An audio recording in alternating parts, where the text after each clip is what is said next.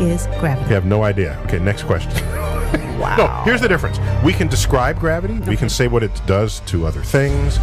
We can measure it, predict with it.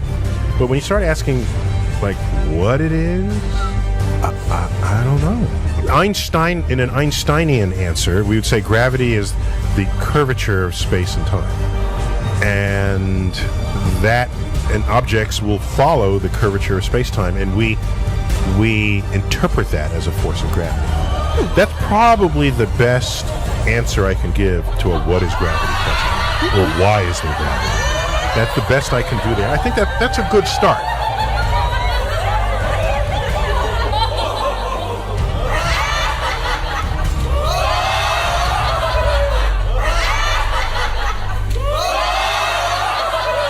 The world is round.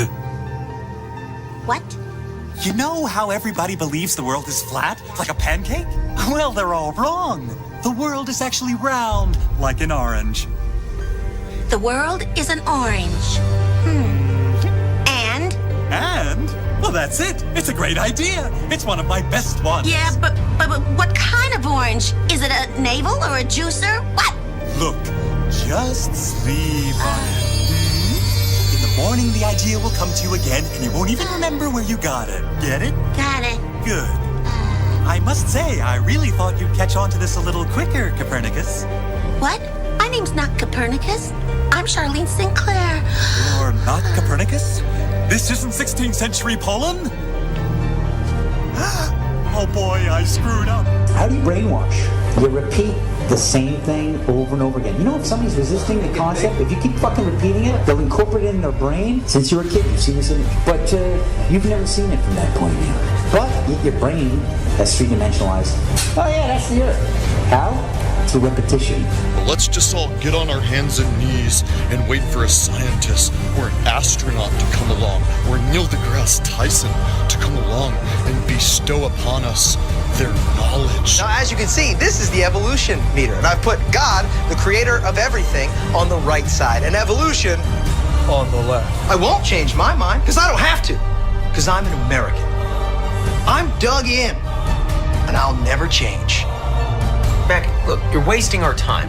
You're not going to get us to not believe in evolution. And why is that? Because the smartest scientists in the entire world all agree that it's real. I'm glad you brought that up. Mr. Reynolds, these were all the smartest scientists. Only problem is, they kept being wrong. This is insane, you fool. I'm a fool because I have more faith in the saints that wrote the Bible? Yeah, because you just read the words of a bunch of guys that you never met, and you just take it on faith that everything they wrote was true. And what makes you think what your scientists are writing is any more truer than my saints? Because there are volumes of proven data, numbers, figures. Have you poured through the data yourself? The numbers, the figures? Well, no. No. Oh, interesting. So let me get this straight, Mr. Reynolds. You get your information from a book written by men you've never met, and you take their words as truth based on a willingness to believe, a desire to accept, a leap of, dare I say it, faith? Come on. Look, I mean, I don't even know how I'm supposed to respond to that. Like, come on. I rest my case. Matter tells space how to curve. Space tell... Did I get that right?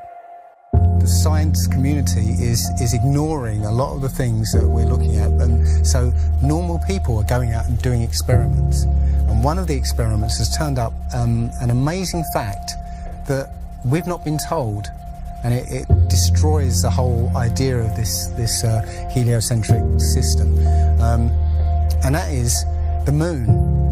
Now, you can actually measure the temperature of the moonlight next to the temperature of the shade of the moonlight, and you'll find the moonlight is colder than the shade, the opposite from the sun.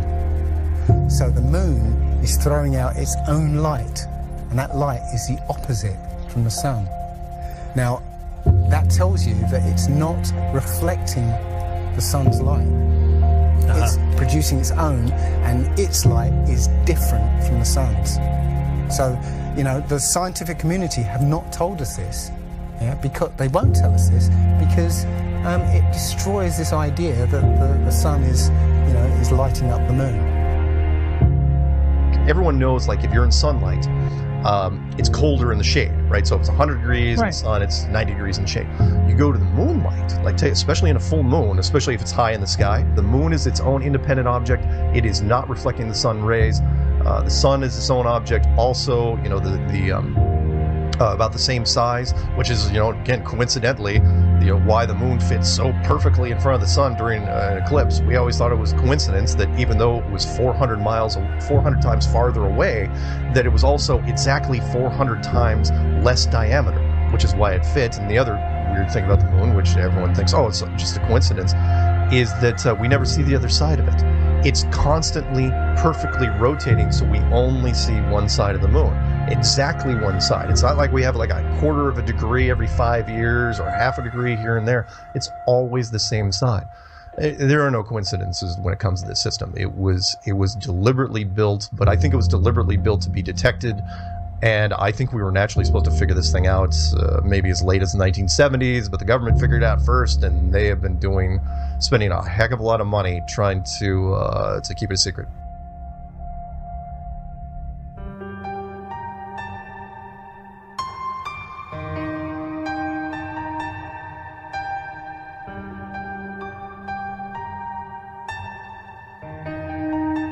When I look at the people who signed the Antarctic Treaty, and all the nations that were down there doing whatever they were doing signed a treaty, and I believe it was 1958 or somewhere thereabouts, saying, nope, nobody can stake a claim to Antarctica, and if you're going to go down there, you can only go down there for scientific reasons under carefully restricted guidance, but it's not a free-for-all. Nobody can just, you know, hey, I'm going to go check out Antarctica and do a high jump of my own. No, can't do it.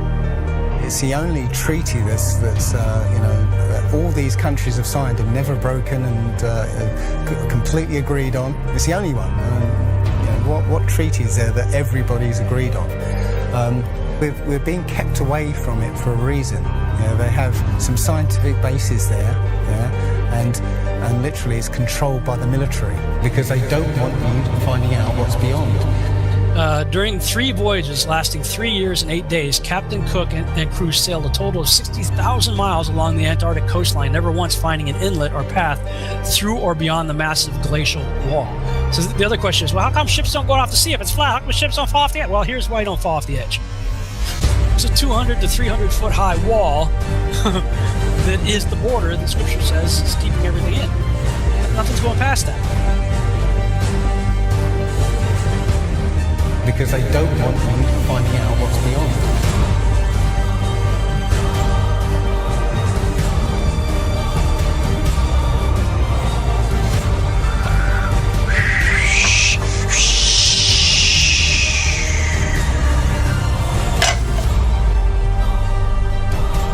Personally, I think the unconquered south face is the only one worth scaling. It's a 20,000 foot sheer wall of ice. But that's never stopped me before. Risk? Of course I'm aware of the risks. Thank you for your concern. Here's the picture of the Earth from space. There it is. Since you were a kid, you've seen this image. But you've never seen it from that point of view. You've never seen that with your eyes from that scale of a model, that point of view, from outside of the planet's surface.